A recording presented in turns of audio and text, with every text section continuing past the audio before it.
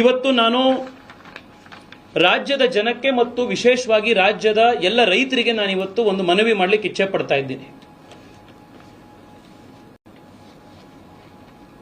ಜಮೀರ್ ಅಹಮದ್ ಅವರು ರಾಜ್ಯದ 8 ಜಿಲ್ಲೆಗಳಿಗೆ ಪ್ರವಾಸ ಮಾಡಿ ಅಲ್ಲಿ ಮುಸ್ಲಿಂ ಸಮಾಜದ ಮುಖಂಡರುಗಳ ಜೊತೆಗೆ ಸಂಸ್ಥೆಗಳ ಜೊತೆಗೆ ಮೀಟಿಂಗ್ ಮಾಡಿ ಅಲ್ಲಿ ಜಿಲ್ಲಾಧಿಕಾರಿಗಳನ್ನು ಕರೆದು 15 ದಿವಸದೊಳಗಡೆ ವಕ್ಫಿಗೆ ಜಮೀನುಗಳನ್ನು ರಿಜಿಸ್ಟರ್ ಮಾಡಬೇಕು ಅಂತ ಹೇಳಿ ಡಿಕ್ಲೇರ್ ಮಾಡಿ ಹೋಗಿದ್ದಾರೆ.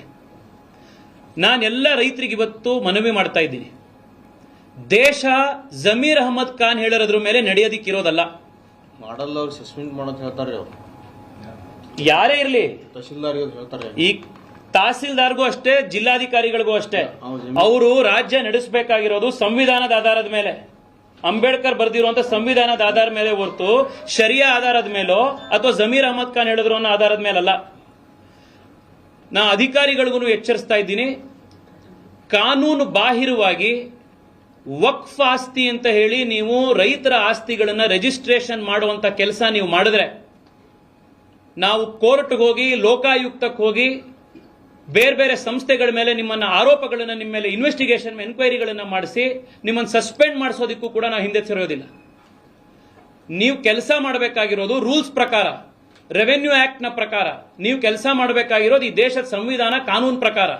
ಜಮೀರ್ ಅಹಮದ್ ಹೇಳಿದ್ರು ಅಥವಾ ಶರಿಯಾ ಹೇಳಿದ್ರು ಅಥವಾ ಯಾರೋ ಅಲ್ಲಿ ಮಸೀದಿಲಿ ಮುಲ್ಲಾ ಹೇಳಿದ್ರು ಅನ್ನೋ ಕಾರಣಕ್ಕಲ್ಲ.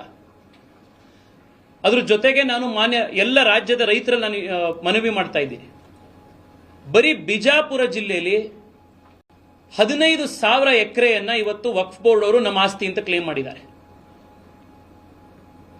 ಇನ್ನು ಬೇರೆ ಬೇರೆ ಜಿಲ್ಲೆಗಳಲ್ಲೂ ಕೂಡ ಇದರಲ್ಲಿ ನೋಟಿಸ್ ನೋಡಿದ್ರೆ ಅದರಲ್ಲಿ ಜಮಖಂಡಿದಿದೆ, ಬಾಗಲಕೋಟೆದು ಒಂದು 10-15 ಸರ್ವೆ ನಂಬರ್ಗಳನ್ನ ನೋಟಿಸ್ ಅಲ್ಲಿ ಹಾಕಿದ್ದಾರೆ. ಇದೆಲ್ಲದನ್ನು ಕೂಡ ನೋಡಿದ್ರೆ ಕರ್ನಾಟಕದಲ್ಲಿ ಈ ವಕ್ಫ್ ಕಾನೂನು ಬದಲಾಗೋದಕ್ಕಿಂತ ಮುಂಚೆನೆ ಎಷ್ಟಾಗತ್ತೋ ಅಷ್ಟು ಜಾಗವನ್ನು ಕಬಳಿಸ್ಕೊಳ್ಬಿಡ್ಬೇಕು ಅನ್ನುವಂಥ ಒಂದು ಹುನ್ನಾರದಲ್ಲಿ ಇವತ್ತು ಇವರಿದ್ದಾಗಿದೆ.